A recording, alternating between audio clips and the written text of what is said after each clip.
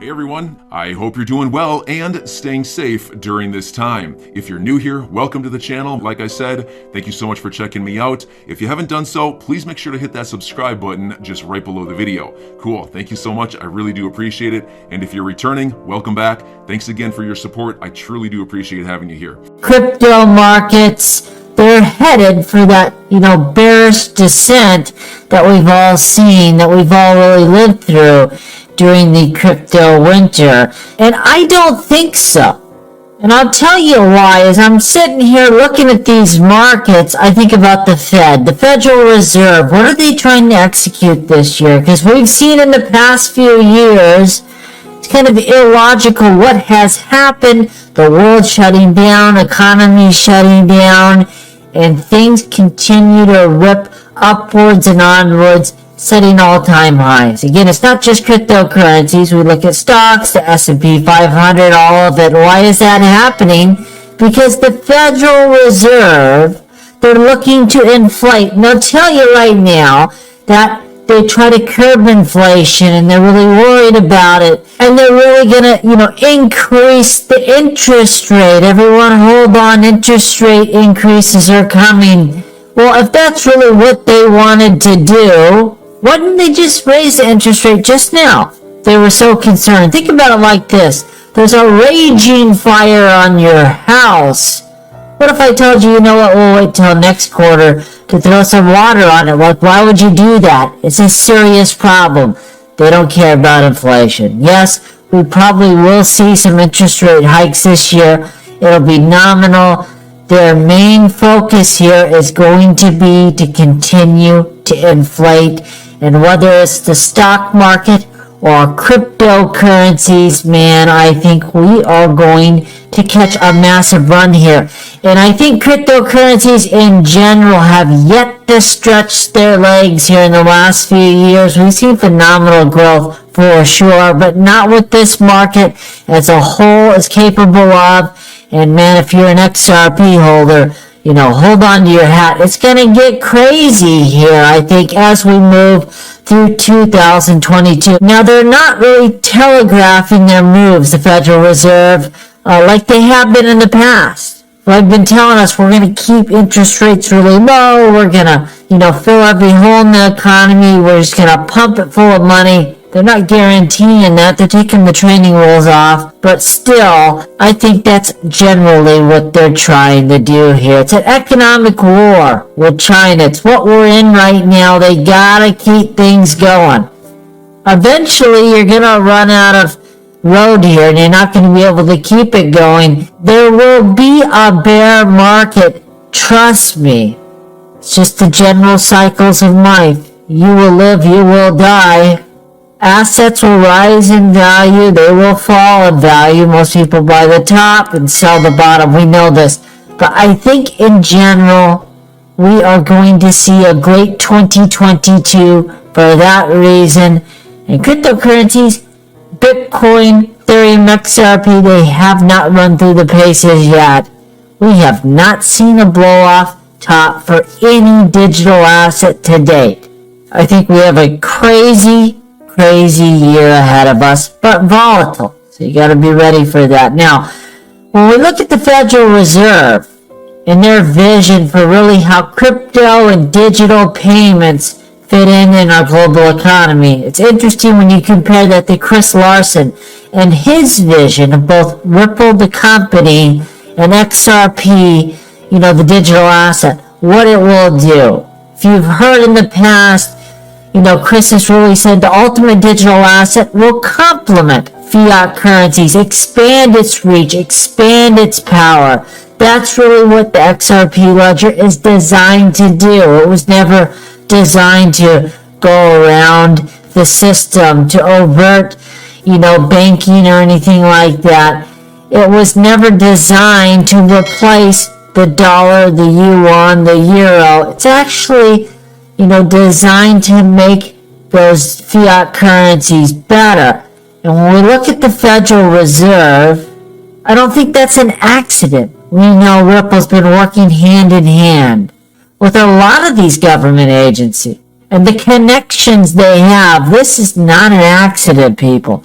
Look at this. So we scroll down here. The title of the article is "The Fed Endorses Cryptocurrencies, Kind of." So what they're saying here, their vision of the ultimate cryptocurrency isn't the same as ours, the enthusiasts, but this is what the Federal Reserve says is kind of the perfect crypto system, and they're looking at CBDC specifically. A CBDC could potentially serve as a new foundation for payment systems and a bridge between direct payment services, both legacy and new. So again, this is going to be the bridging of these worlds. The old fiat world, the new digital world. It's going to be crazy. It is no mystery. It is no secret that the government wants to take us fully digital. They don't like cash. You can hide value. You can hide transactions. They want this sucker to be 100% digital, and the day will come when that actually happens. Now we see the next here. A U.S. CBDC would offer the general public access to digital money. This is a problem. We have the unbanked. The amount of money that the general, unbanked population has to pay for, cashing their checks, just getting their value that they've just earned is outrageous. I was just in the bank today. Someone was trying to, cash their paycheck. This lady needed her money released, and they put some ridiculous hold. I guarantee you her money didn't need to be put on hold, but, she didn't have that value that she probably needed for very good things, to pay rent as we approached the first of the month, or food, or whatever she was trying to buy, and she was trying to get access to her money, and she could not. This is a big problem for a lot of people. You may not have to live with this problem, but a lot of people do. They have to resort to check cashing and all sorts of stuff like that.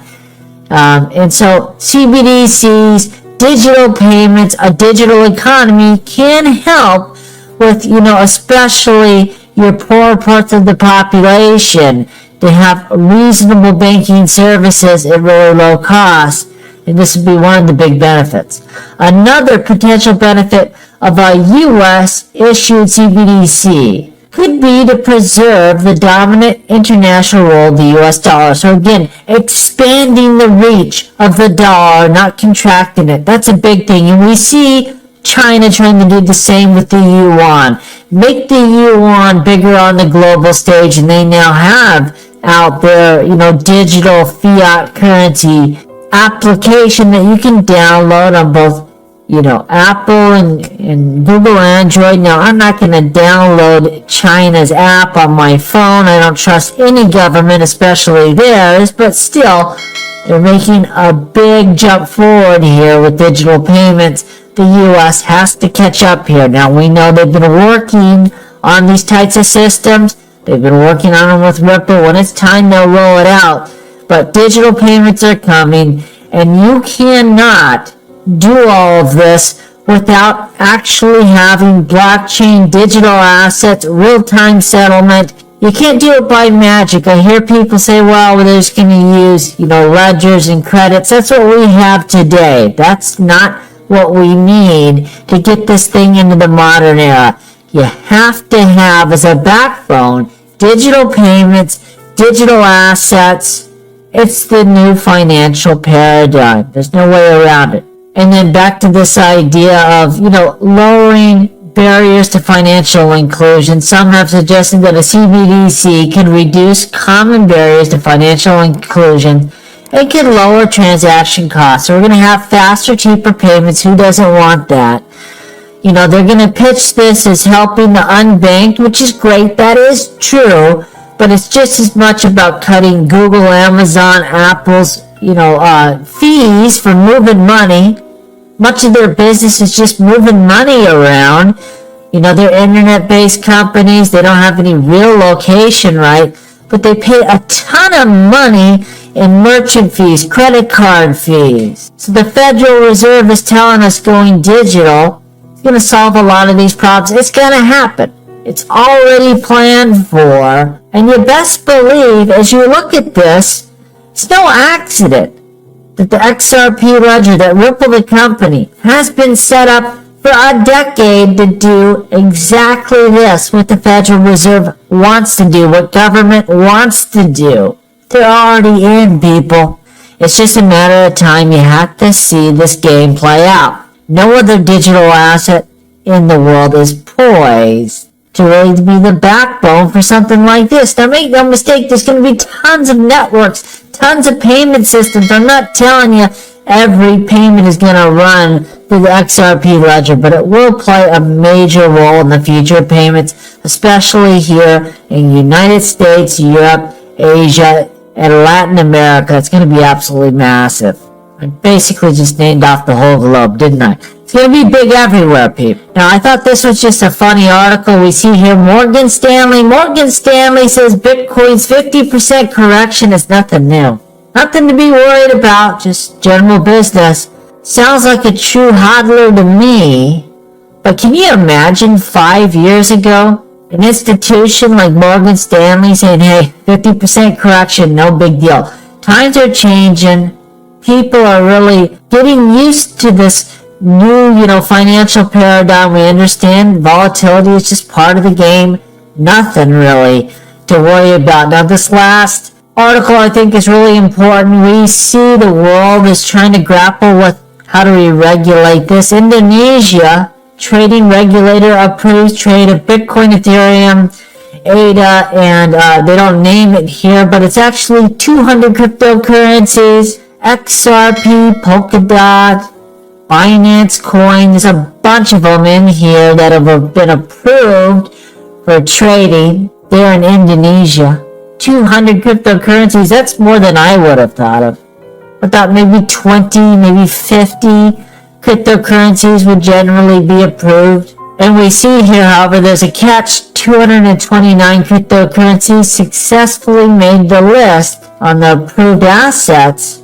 Indonesia reportedly wants the unapproved coins to be delisted. So this is going to happen at some point in time here in the United States and Europe, all over the world. As we start rolling out regulations, there's going to be those that are on the inside. It's going to be all your major, crypto projects out there, XRP ledgers, your ADAs, your Polkadots, the general ones that will make it. And a lot of the stuff will be, on the outside looking in. And they'll probably, much like we see today, there'll be some sort of mechanism for letting just the rich invest in the upcoming projects and then ushering them in on the approved list. We know how this game works. Just like stocks, you can't, buy them until they're up around $100 billion a lot of times. They protect you, the investor.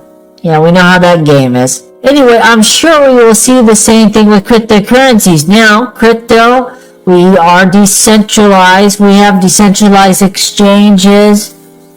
We have ways around this, but we're looking at the mainstream. Most mainstream people aren't going to do that. They might use a decentralized exchange, but they won't use one that is known for trading in unapproved cryptocurrencies, things like that. The general person wants to follow the laws, invest in things that are approved. We see with the White House, with the president, how we have this executive order getting ready to roll out, I believe in February, the coming month. And I think that's just going to be a guideline, telling, agencies what to do, get their reports in order. Let's get cracking because we have to roll out regulations. I don't know if we will get to any kind of endpoint this year, but things are moving quickly. I wouldn't be surprised. And we have to move quickly. Again, a lot of our competition, China, already rolling out these financial systems. Federal Reserve saying, hey, we need digital payments. You can't do any of that until we really get the regulatory regime rolled out here in this country, till we get the laws of the land. It's not all the SEC's fault. They're not working with a lot here. It's time for Congress to get moving, to roll out those rules. And guess what? The SEC will have to follow the rules the same as us. They just enforce the rules that are on the books. It's coming. XRP's day is coming. digital assets. Gonna have a massive 2022. This ain't 2018. Go back and look at that list of cryptocurrencies in 2018. It was Bitcoin, Ether, XRP, and a bunch of Bitcoin forks. It wasn't, we thought it was the big time, right? We thought we were really making things happen. XRP you couldn't even buy with fiat currencies. How are you going to run payment systems through that, right? You had to buy Ethereum, send your Ethereum over, buy XRP with that. This ain't 2018. This is a wildly different year. And I think the best year is still to come here in 2022. It's going to be explosive. Willy woo today. I'm your guy. I will keep you posted. I'm your advocate. I'll be back on a daily basis, usually multiple times per day, with these videos to keep you updated with everything going on. So, I hope you enjoyed the video. If you haven't done so, make sure to hit that subscribe button. Feel free to share any of my videos with your friends, family, social media, or anybody who may care to listen. Thanks so much for your continued support. I'm always here for you. I want to help you through this time. So thank you so much for continuing to choose me. Enjoy your day, stay safe, and I'll catch you again probably in a couple hours. Thanks, everybody. See you later.